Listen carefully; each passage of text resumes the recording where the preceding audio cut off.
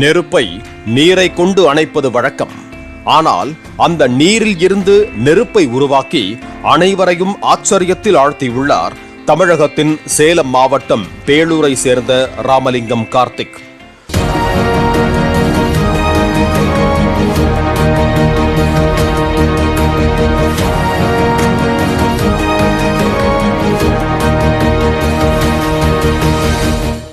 Media மற்றும் விளம்பரத்துறையை சேர்ந்த Ramalingam Karthik electronics படிப்பை முடித்தவர். 20 ஆண்டுகளாக தான் மேற்கொண்ட ஆய்வின் மூலம் தண்ணீரில் உள்ள ஹைட்ரஜனை பிரித்ததாக தெரிவித்தார். 1 லிட்டர் தண்ணீரில் 1225 லிட்டர் ஹைட்ரஜன் உள்ளது என்றும் அதனை அதிக நாளைக்கு எரிவாயுவாக தொழிற்சாலைகள், வீடுகள், அலுவலகங்கள் உள்ளிட்ட அனைத்திலும் இது பயன்படுத்த முடியும் என்றார். இப்ப நான் கண்டுபிடிச்சிருக்க இந்த ஹார்ன் கேஸ் எரிவாயு வீட்டின் பயன்பாட்டுக்கு முதல் பெரிய பெரிய தொழிற்சாலைகளுக்கு வரையும் பயன்படுத்தலாம். 1 லிட்டர் வாட்டரில் 1225 லிட்டர் ஹைட்ரஜன் இருக்குது. இது மிகப்பெரிய எரிசக்தி. அந்த எரிசக்தியை ஃபியூலாக கன்வெர்ட் பண்ணிட்டா அதோட பெரிய விஷயமே எதுவுமே இல்லை. இந்த அற்புதமான இந்த ஃபியூலை பொல்யூஷன் ஃப்ரீ, இது 0 எமிஷன் கார்பன் இல்லாத ஒரு ஃபியூலுங்கிறதுனால இந்த மாற்றத்திற்கு மக்கள் நிச்சயமாக தயாராக இருக்கிறாங்க.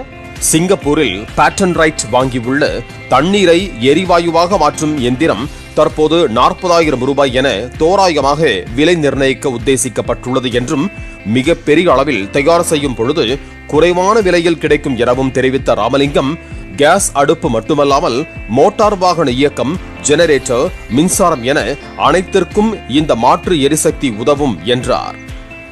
காஸ்ட் வைஸ் அதிகமாக தயாரிக்கும் போது நிச்சயமாக குறைவான பணம் தான் செலவாகும். ஒன் டைம் இன்வெஸ்ட்மெண்ட் தானே, இது ஒன் டைம் தான் வாங்க போகிறோம். கிட்டத்தட்ட 40,000 ரூபாய்க்கு குறைவாக தான் இருக்கும். அதிகமாக தயார் பண்ணும்போது இன்னும் மிக மிக மிக விலை குறைவாக தயாரிக்கலாம். முழுக்க ஒரே கேஸ்லேருந்து எல்லா எக்யூப்மெண்ட்டும் பயன்படுத்தலாம். அதாவது அடுப்பு பயன்படுத்தலாம், ஃபர்னஸ் பயன்படுத்தலாம், பர்னர் பயன்படுத்தலாம், அதாவது ஜெனரேட்டர் ஓட்டலாம். திருப்பூர் மாவட்டம் வஞ்சிபாளையத்தில் உள்ள இந்நிறுவனத்தில் எக்ஸிகியூட்டிவ் டைரக்டராக உள்ள நடிகர் சரத்குமார் கூறும்போது, இந்த கண்டுபிடிப்பு இந்தியாவுக்கான பெருமை என்றும் மத்திய அரசு அதிகாரிகள் மற்றும் அமைச்சர்களை சந்தித்து இது தொடர்பாக பேசியுள்ளதாகவும், விரைவில் மக்கள் பயன்பாட்டிற்கு வரும் எனவும் நம்பிக்கை தெரிவித்தார். இது ஒரு வேர்ல்டு எக்கானமியை திருப்பி போடுற மட்டுமல்ல, இந்திய பொருளாதாரத்தை உயர்த்துகின்ற ஒரு கண்டுபிடிப்பு தான் நம்ம அதை பார்க்குறோம். ஏன்னா இது ஒரு கண்டுபிடிப்புன்னு சொல்லி வரும்போது நம்ம இந்தியாவுக்கு பெருமை. இது முதல்ல அரசில் சில டேட்டாஸ் கொடுக்க வேண்டியிருக்கு. கொடுத்த இந்த ப்ராடக்ட் we can கமர்ஷியலைஸ் பண்ணலாம் அப்படின்னு இது ஆல்ரெடி விழாவரியாக டிஸ்கஸ் ஆகிடுச்சு. இது ரிசர்ச் அண்ட் டெவலப்மெண்ட்டை தாண்டி இது வந்துடுச்சு. ஸ்கேலிங் அண்ட் கமர்ஷியலைசேஷன் வந்தாச்சு. But now we are waiting for certain norms.